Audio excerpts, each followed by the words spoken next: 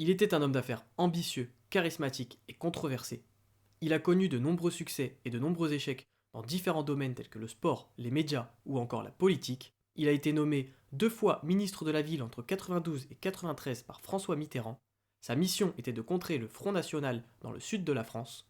Il a également été député des Bouches-du-Rhône et député européen à la tête de sa propre liste radicale de gauche. Que se serait-il passé si Bernard Tapie avait été élu président de la République? C'est une question intéressante et hypothétique où nous pouvons facilement imaginer un scénario en nous basant sur sa personnalité et son parcours. Donc accroche-toi, ça va secouer. Bonjour à toutes et à tous, je suis Maxime et je vous souhaite la bienvenue dans la Rat Place.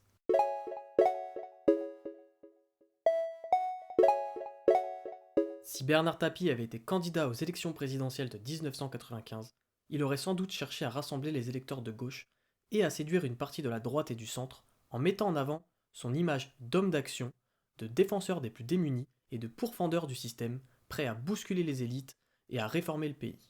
Il aurait également joué sur sa popularité, acquise grâce à son rôle de président de l'Olympique de Marseille, le club de football qui l'a mené à la victoire de la Coupe d'Europe des clubs en 1993. Bernard Tapie aurait dû faire face à de nombreux obstacles et adversaires, tels que Jacques Chirac, qui aurait rappelé ses affaires judiciaires, ses scandales financiers et ses méthodes illégales, voire brutales. On peut très facilement imaginer qu'il aurait été accusé de corruption, de mensonges, de sexisme, de racisme ou encore de fascisme. Il aurait été confronté à des révélations compromettantes, à des trahisons, à des mensonges, à des menaces, à des procès ou encore à des manifestations. Bernard Tapie aurait alors joué la carte de la différence. Il se serait présenté comme le candidat du peuple contre les élites et les partis traditionnels. Il aurait mis en avant son parcours d'autodidacte, de patron et de sportif. Il aurait promis de relancer l'économie, de réduire les inégalités, de lutter contre la corruption et de défendre la souveraineté nationale. Il aurait alors mis l'accent sur des questions sociales comme l'emploi, le logement, la santé, l'éducation ou encore l'environnement. Bernard Tapie aurait pu proposer des mesures chocs telles que la création d'un revenu minimum, la réduction du temps de travail, la suppression de la TVA, la sortie de l'Union européenne ou encore la dissolution de l'Assemblée nationale. Pour faire campagne, Bernard Tapie aurait utilisé tous les moyens à sa disposition. Il aurait mobilisé ses réseaux d'affaires, de sport, de culture ou de médias. On peut imaginer qu'il aurait organisé des meetings spectaculaires dans des stades ou des salles de spectacle où il aurait fait appel à des personnalités telles que Zinedine Zidane, Jean-Paul Belmondo ou encore Johnny Hallyday. Il aurait ensuite multiplié les interventions médiatiques dans lesquelles il aurait usé de son art oratoire pour provoquer ses adversaires, lancer des défis et créer le buzz.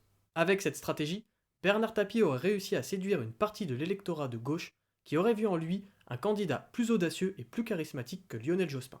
Il aurait attiré une partie de l'électorat de droite qui aurait apprécié son discours anti-européen et patriotique. Il aurait capté une partie de l'électorat populaire qui aurait été sensible à son discours anti-système et à ses propositions sociales. Il aurait ainsi rassemblé des électeurs de tous les horizons, déçus ou en colère contre la classe politique. On peut donc imaginer plusieurs issues possibles à une candidature de Bernard Tapie aux élections présidentielles, dont une qualification pour le second tour où il aurait pu créer la surprise en profitant du besoin de changement et du ras-le-bol des Français. Bernard Tapie aurait pu alors bénéficier d'un effet de mobilisation en fédérant les électeurs qui se sentaient exclus ou oubliés par le système, d'un effet de polarisation en clivant les débats et en imposant ses thèmes, et d'un effet de dynamique en entraînant les électeurs indécis. Si Bernard Tapie avait remporté l'élection présidentielle, il aurait sûrement essayé de mettre en œuvre son programme avec son énergie, son sens du dialogue et de la négociation, mais aussi avec son autoritarisme, son impulsivité, son opportunisme et son goût pour le risque et la provocation. Malgré les difficultés, Bernard Tapie aurait tenté de tenir ses promesses et de réaliser ses ambitions. Il aurait lancé des réformes audacieuses, voire radicales dans tous les domaines. Par exemple, il aurait passé la semaine de travail de 35 heures à 32 heures sans perte de revenus ni de pouvoir d'achat. Il aurait supprimé la TVA, qu'il aurait remplacée par une taxe sur les transactions financières qui aurait frappé les spéculateurs et les paradis fiscaux. Il aurait sorti le pays de l'Union européenne en organisant un référendum sur le maintien ou non de la France au sein de l'UE, qui aurait abouti à une décision majoritairement favorable au Frexit. Sur un plan étranger, on peut donc facilement imaginer une confrontation avec les autres puissances, une perte d'influence de la France, une violation du droit international, voire une implication dans des conflits. Les conséquences pour le pays auraient donc pu être positives comme négatives selon les domaines. On peut en conclure que le quinquennat de Bernard Tapie aurait été mouvementé, surprenant et controversé, à l'image de sa personnalité.